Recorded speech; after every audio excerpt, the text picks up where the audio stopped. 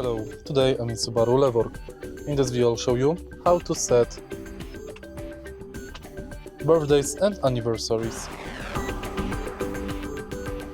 In the beginning, take a look at the top screen and go to menu via view button.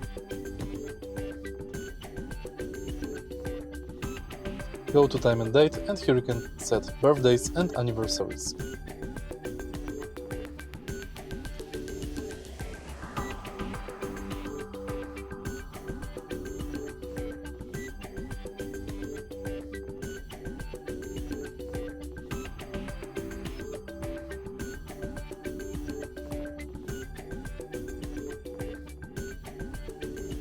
If you find this video helpful, please leave like, comment and subscribe.